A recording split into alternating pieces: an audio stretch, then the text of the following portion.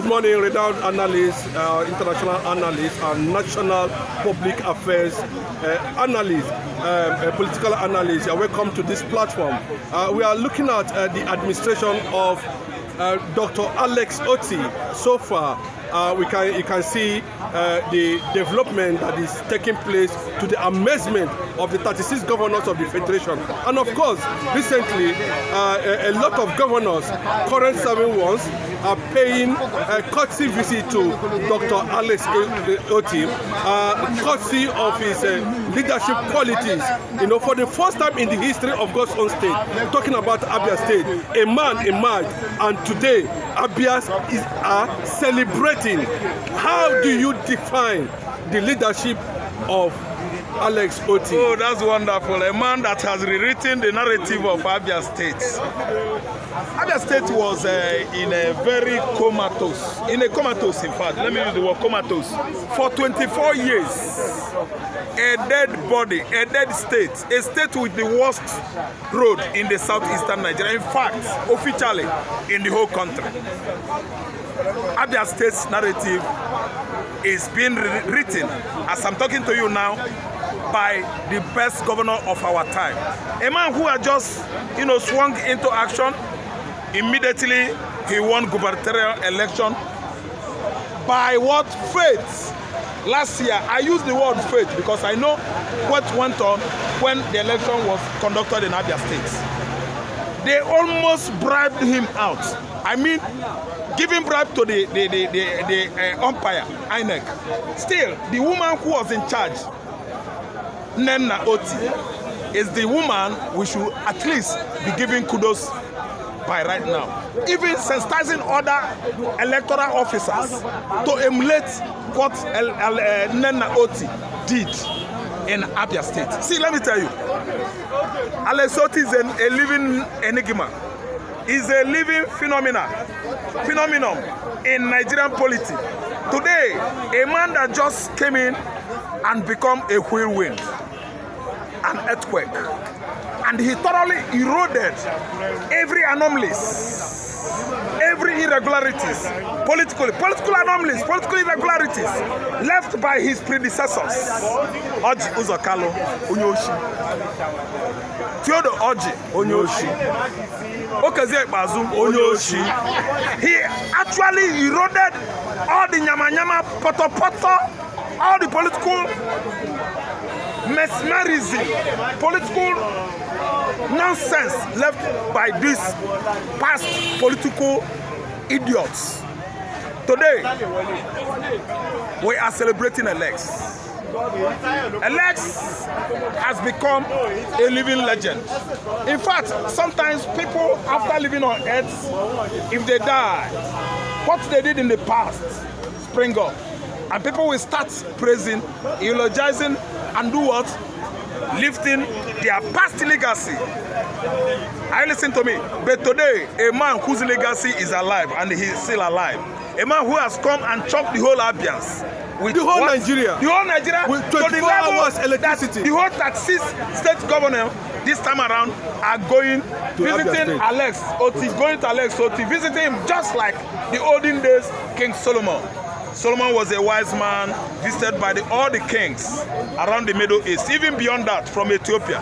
That was how Queen of Sheba came about. Are you listening to me?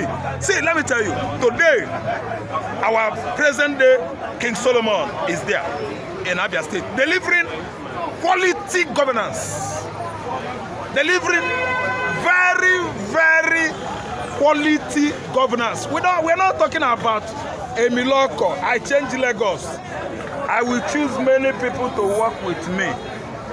I will appoint Minister of Finance. He's my nephew. No! He started by demonstrating through his action that Abia State must what? Resurrect from comatose to an active operational state today. See, let me tell you, let me shock you. Alex Otti, I think, was a banker or a lawyer in the past. A banker. And he did, yes, he did well. But from and financial institution. Thank you so much. This time around, he's trying to turn his banking expertise or prowess into what you are seeing today in Abia State. I was even asking Professor Chukwuma Soludo, are you not a professor? Professor to Anambra now. Professorize Anambra State. Let us see how a professor could handle a state that is having the richest community in Africa. In the world. In the world. Highest number of billionaires are from my state. But a professor is a governor. Go there and see what he's doing. He will live. Oh my God. See, let me tell you. Otti has done well. He has actually done well. Please, if you want to quote me right, I want you to go through Port Harcourt on getting to Aba Port Harcourt Road is working. Arochukwu Road, because it's from Arochukwu. If you look at that road today, it's as black as that vehicle. Very black, nylon tar.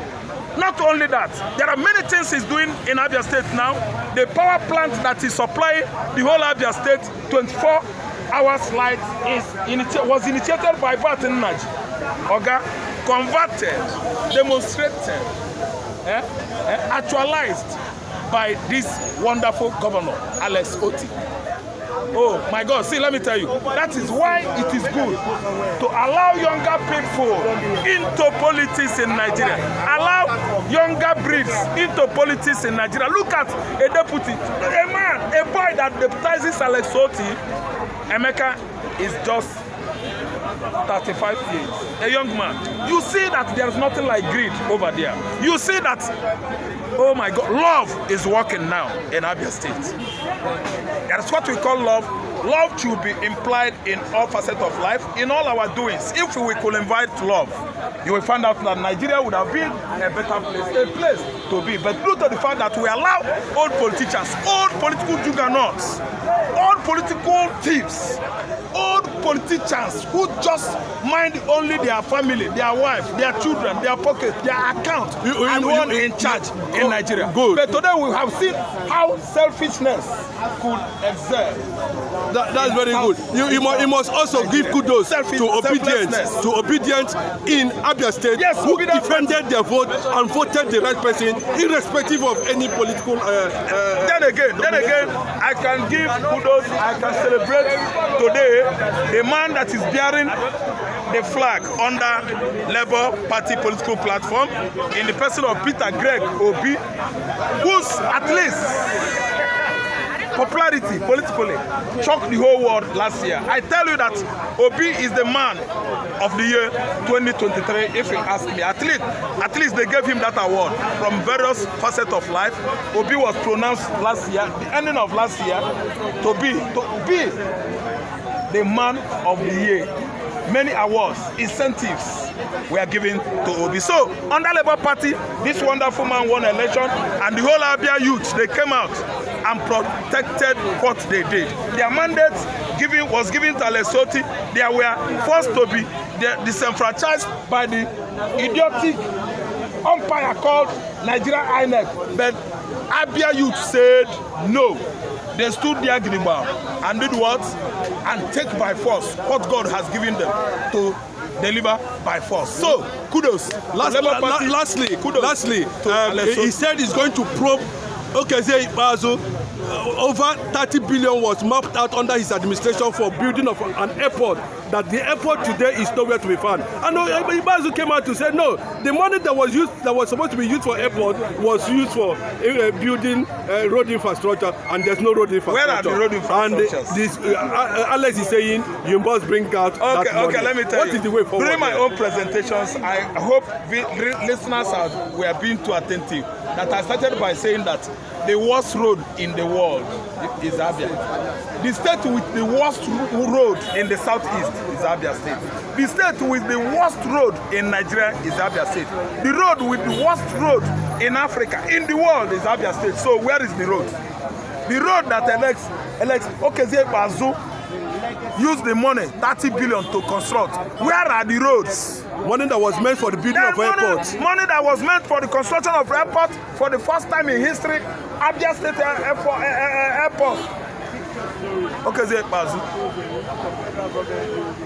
Bazu stole the money and is now singing and dancing, talking about road infrastructure, road construction in Abia State. A ghost road, a road that has never been, a road that My God, let me tell you, what the Enyimba city called Aba should be doing right now, should have been doing, that is supposed to be doing now, is to march straight to Okese Bazo compound and set it ablaze. If care is not taken, they should wait for him.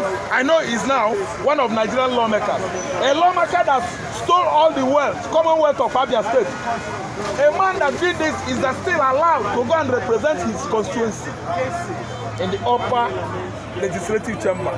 What is going on in Igbo land? All these politicians are the reason why Igbo land, Igbo states are dragging behind in terms of social infrastructure. There's no constituency project that is working in Igbo land because we have political juggernauts, political animals, political thieves, pests, rodents that are cutting away the money that are budgeted for all these constituency projects development in the southeastern Nigeria. Thank you so much.